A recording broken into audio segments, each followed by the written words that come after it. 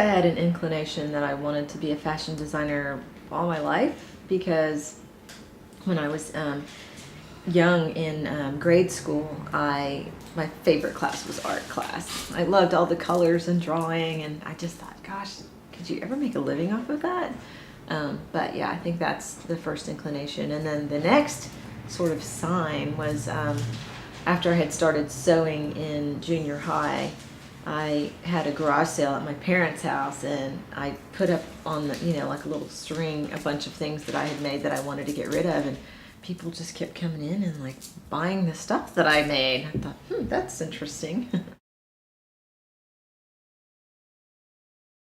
My mother was very instrumental, I think, in a couple of different ways in me ultimately getting into fashion. She was very stylish. She always had like the best shoes and the best handbags, and she always just looked so well put together. And so I really admired that in her.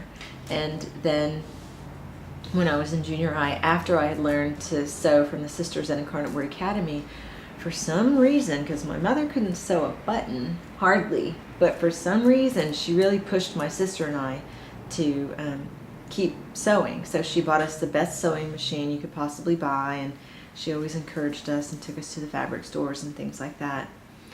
And then I guess I kind of felt like, even in high school, I was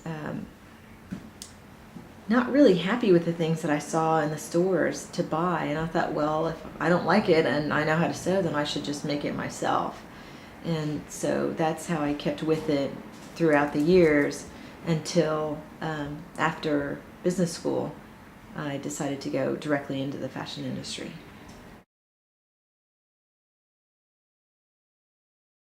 Oh no, I was always so... I didn't trust my instincts until probably recently. I didn't go to school for fashion design, and so my route to being able to do the hardcore technical stuff was long and painful, where you learn through trial and error. You hire people who know more than you. I think one thing that I had going in my favor as I was growing up and doing my own fashion was that I'm such a perfectionist, and I didn't want my things to look homemade. I would do everything, as perfect as I could, so that, the favorite thing for me to hear was, wow, it looks like you got it at a store. Thank you.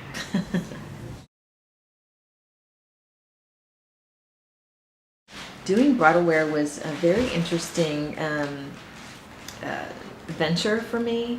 I had grown up through the ranks in the fashion industry doing ready-to-wear dresses that I sold all over the country, and I felt, comfortable in that space. And I would look at bridal gowns and think to myself, that is the most neurotic niche in the fashion industry you could possibly imagine. I don't want to touch it with a 10-foot pole. But I did want to sell bridesmaid dresses because I had a nice business of that in New York, and I thought I could transfer my best-selling ready-to-wear designs and market them as bridesmaid dresses. Well, the brides kept coming in and seeing what I could do with the bridesmaid dresses, and they kept asking me. And finally, one of them came in, and she was the founder of Austin Tidbits, Pepper Amon, and she looked at me. She goes, "I know you can do this." She goes, "I really want you to design my dress." And I was flattered, but I was like, gulp, and so I said, okay, well, I'll give it a shot. And it ended up being one of the most fulfilling experiences ever, because she was just so happy. And when she tried on her dress for the first time, she just said, "Can you just let me stay here and look at it and edit in the mirror?" She goes, "I just want to look at it for a while, And I thought, God, that is neat to be able to make someone really, really happy in such a happy time in their life. And so that's kind of how I got started in bridal gowns.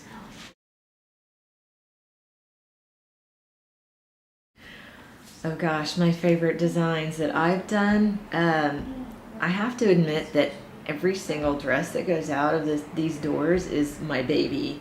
And, you learn when you get older not to take things personally, but But you know, there's such labors of love, and you know, there were a lot of hard work.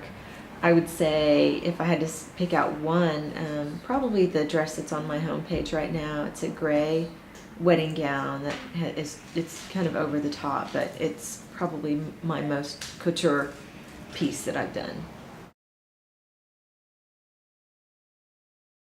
Gosh, I guess I get influenced by so many different things. It can be literally sunset on Lake Travis. I designed fabric based on the colors that I saw in the sky. It was this beautiful copper with turquoise. It might be something that I see in the movies.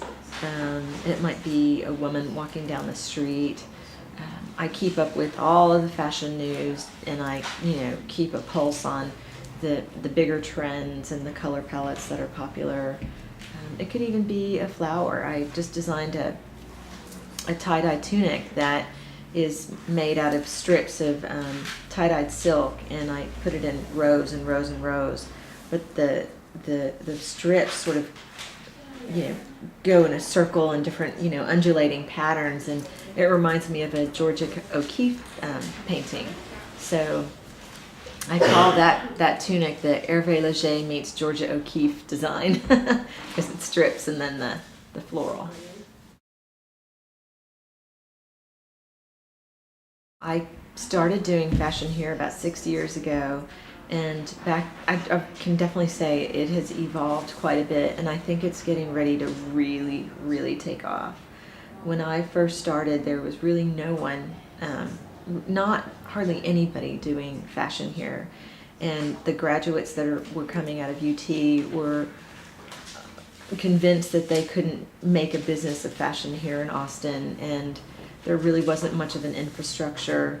But every month I get contacted by people who have tons of industry experience who are moving here for lifestyle reasons. And over the years I've also found talented people with fashion industry experience to help me with things like production, so on and so forth. And I think that Austin has come such a long way in the film industry and definitely in the music industry, and those things go hand in hand with fashion. So there's a lot of entrepreneurialism, there's a lot of creativity, our sister industries, film and music, and all the people that are moving here is really causing the fashion industry to bubble up. Yeah, Austin is just, it's hot. Austin is hot. Everybody wants to move here. Everyone is curious about what's going on.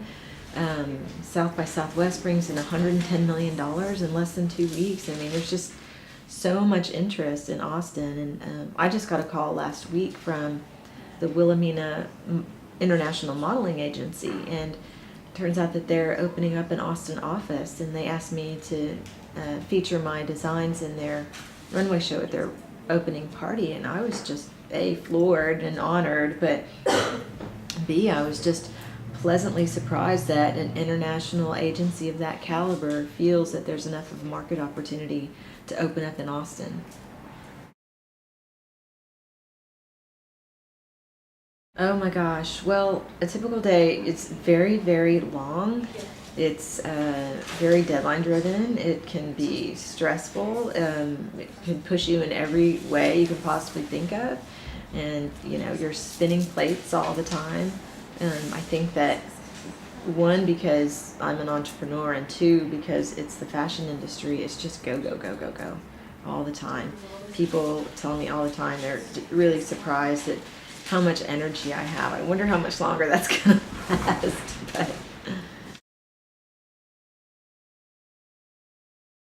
I guess several things. Doing the line for the Wilhelmina launch party, just given the setting and the vibe, I'm designing a small collection that's going to be a bit of a departure from the things that I've done in the past. So it'll be more, clubby, something you wear out to downtown, a little bit more funky,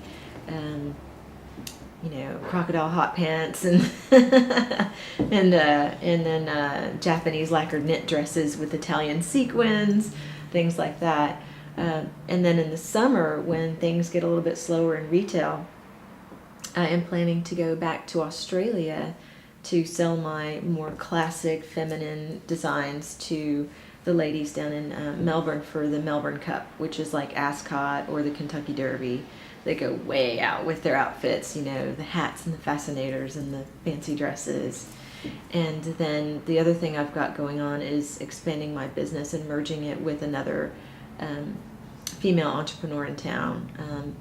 Can't reveal too many details about that, but the idea is that we'll create a lifestyle environment that encompasses not only the fashion, but the hair and the beauty, and just be a very fun, dynamic, always moving forward retail concept.